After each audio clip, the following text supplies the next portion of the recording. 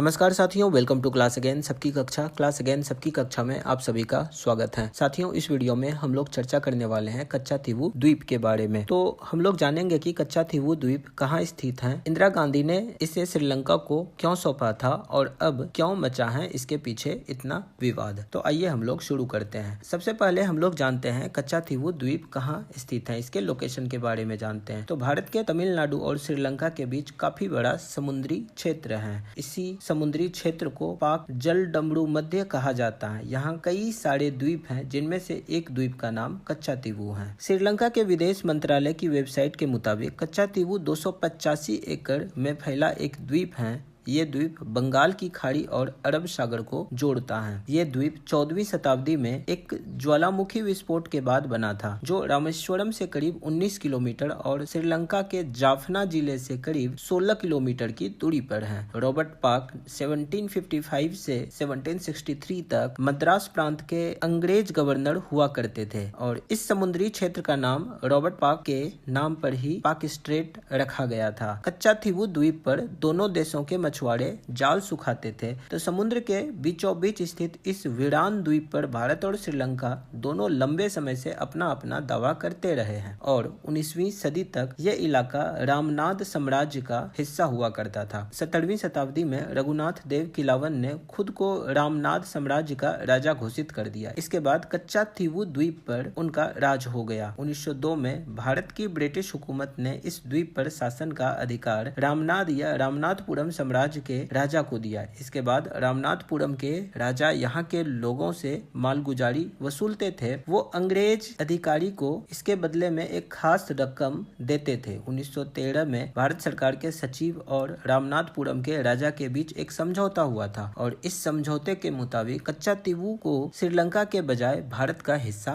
बताया गया था। 1921 में पहली बार इस क्षेत्र को लेकर भारत और श्रीलंका के बीच विवाद हुआ। उस समय ये द्वीप अंग्रेजों के अधीन था। अंग्रेजों ने इस विवाद पर ज्यादा ध्यान नहीं दिया था। इसकी वजह से यह विवाद बढ़ता चला गया। इससे पहले दोनों देशों के मछुआरे इस द्वीप को जाल सुखाने के लिए इस्तेमाल करते थे। 1974 से 1976 के बीच उस समय की भारतीय प्रधानमंत्री इंदिरा गांधी और श्रीलंका के प्रधानमंत्री सिरिमाव भंडारनायके ने 4 समुद्री जल समझौते पर दस्तखत किए। इसके तहत भारत ने इस द्वीप को श्रीलंका को सौंप दिया। तब से श्रीलंका इस द्वीप पर कानूनी तौर पर अपना दावा ठोकता है। जब भारत सरकार ने इस द्वीप को लेकर श्रीलंका के साथ समझौता किया था, तो तमिलनाडु सरकार ने इसका विरोध किया था। तब तमिलनाडु के तत्कालीन मुख्यमंत्री एम करुणानिधि ने प्रधानमंत्री इंदिरा गांधी को पत्र लिखकर कहा था कि ये द्वीप ऐतिहासिक रूप से रामनाद साम्राज्य की जमींदारी का हिस्सा है। ऐसे में भारत सरकार को किसी भी कीमत पर यह इलाका श्रीलंका को नहीं देना चाहिए। हालांकि इस समझौते के तहत भारतीय मछुआरों को यहाँ मछली मारने और जाल सुखाने की इजाजत दी गई थी। इसी वजह से भारतीय मछुआरे वहाँ जाते रहते थे। लेकिन 2009 के बाद श्रीलंका नौसेना वहाँ जाने वाले भारतीय मछुआरों को गिरफ्तार करने लगी। समझौते के 15 साल बाद कच्चाथीवू पर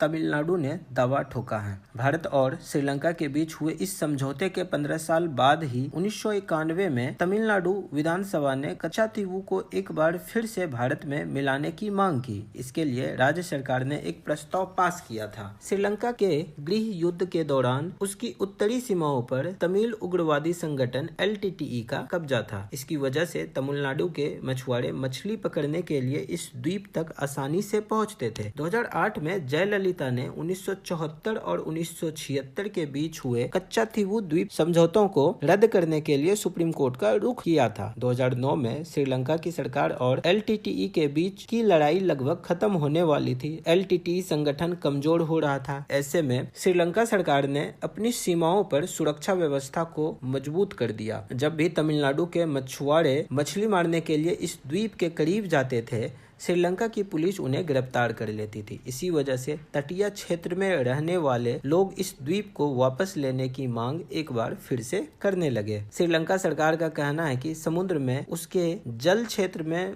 मछलियों और दूसरे जलीय जीवों की कमी हो गई है, जिससे उनके मछुआरों की आजीविका प्रभावित हुई है। ऐसे में भारत के मछुआरों को वो इस क्षेत्र में मछली मारने की इजाजत नहीं दे सकते। हाल के सालों में कच्चा थीवू द्वीप पर मुद्दा उठा है। 2014 में भारत सरकार ने एक जनहित याचिका के जवाब में मद्रास हाईकोर्ट को बताया था कि कच्चा थीवू द्वीप पर श्रीलंका की संप्रभुता एक बेहद साफ और स्पष्ट मामला है। भारत के मछुआरों को इस क्षेत्र में मछली पकड़ने की गतिविधियों में शामिल होने का कोई अधिकार नहीं है। वहीं 2015 में श्रीलंका के प्रधानमंत्री रनिल विक्रमसिंघे ने चेन्नई स्थित तमिल टीवी चैनल के एक इंटरव्यू में यह कहकर विवाद खड़ा कर दिया था कि अगर भारतीय मछुआरे कच्चा थीवू द्वीप वाले श्रीलंकाई जल क्षेत्र में घुसपैठ करते हैं तो उन्हें गोली मारी जा सकती है। इसके साथ ही श्रीलंका के प्रधानमंत्री रनिल विक्रमसिंघे ने कहा कि आप हमारे जल क्षेत्र में क्यों आ रहे हैं, आप हमारे जल में मछली क्यों पकड़ रहे हैं, भारत की तरफ रहो,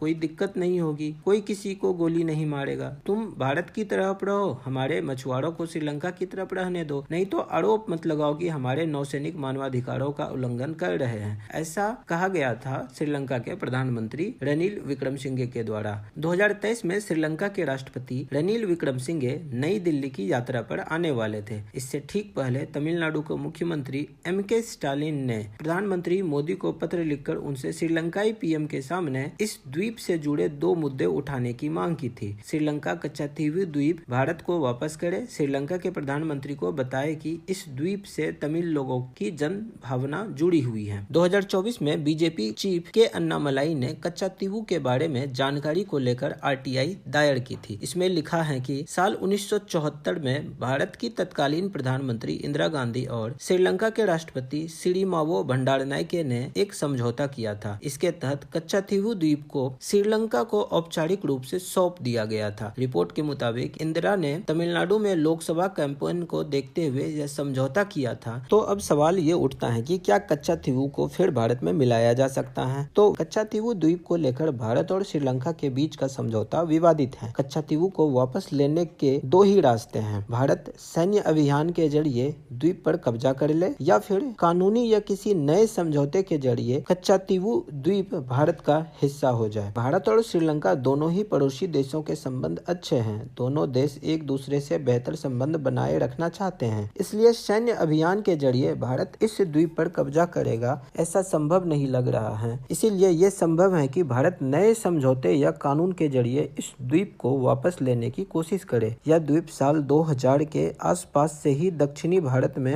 राजनीति का एक हॉट टॉपिक रहा है और इसलिए तमिलनाडु में सत्ता में रहने वाली 2 प्रमुख पार्टियां, चाहे वो DMK हो या फिर ADMK हो, इस मुद्दे पर वोट बैंक की राजनीति करती रहती है और ऐसे में ये संभव है कि कोई सरकार श्रीलंका से किसी समझौते के जरिए इस द्वीप को वापस लेने की कोशिश करे। मुख्यमंत्री रहते हुए जयललिता ने निजी हैसियत से 1974 में इंदिरा सरकार और श्रीलंका के बीच किए गए समझौते को सुप्रीम कोर्ट में चुनौती दी थी। 2001 में सत्ता में लौटने के बाद जयललिता ने राज्य सरकार की जगह अपनी याचिका में खुद को पक्षकार बना लिया था। इसी तरह करुणानिधि ने भी अपनी व्यक्तिगत हैसियत से सुप्रीम कोर्ट में इस समझौते के खिलाफ एक याचिका लगाई थी। दोनों याचिकाओं में एक ही जैसा आधार था कि देश की अंतर्राष्ट्रीय सीमा में बदलाव के लिए संसद में समझौते पर सहमति नहीं ली गई थी और दोनों नेताओं ने सरकार में रहते हुए इस समझौते के खिलाफ तमिलनाडु के विधानसभा में प्रस्ताव भी पारित करवाए। 2016 और 2018 में दोनों नेताओं की मौत के बाद सुप्रीम कोर्ट में ये याचिका समाप्त हो गई और यह संभव है कि दोबारा से कोई व्यक्ति सुप्रीम कोर्ट या अंतर्राष्ट्रीय न्यायालय यानी कि इंटरनेशनल कोर्ट ऑफ जस्टिस में याचिका दायर कर सकते हैं। हालांकि ये प्रक्रिया काफी स्लो है। इससे भले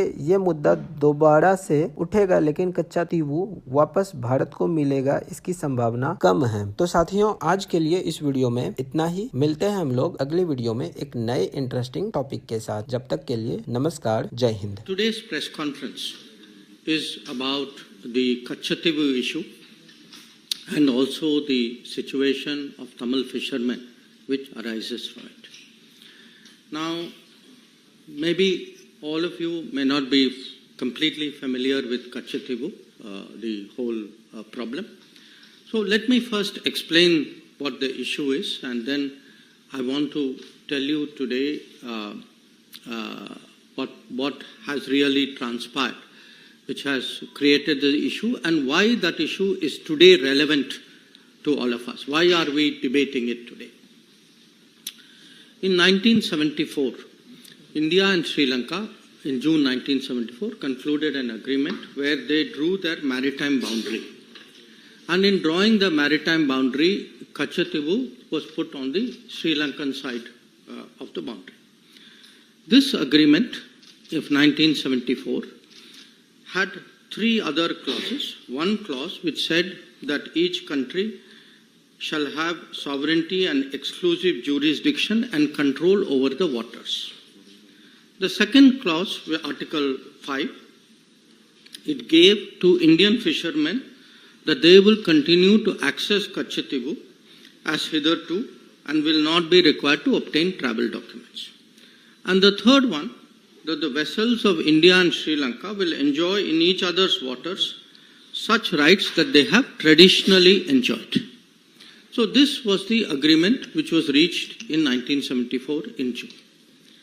Now when this agreement was presented before Parliament, the then Foreign Minister, Sri Swaran Singh Ji, he actually assured the Parliament, and I am reading his words, I feel confident that the agreement demarcating the maritime boundary in the POC Bay will be considered as fair, just and equitable to both countries. At the same time, I wish to remind the honourable members that in concluding this agreement, the rights of fishing, please note, the rights of fishing, pilgrimage and navigation, which both sides have enjoyed in the past, have been fully safeguarded for the future. This was the assurance that the then Foreign Minister, Sri Swaran Singh Ji, gave in Parliament at that time. 1974, July 23, 1974. Now, in less than 2 years, actually, there was another agreement between India and Sri Lanka through an exchange of letters. And in this agreement, now, India proposed the following. Again, I'm reading to you from the original document.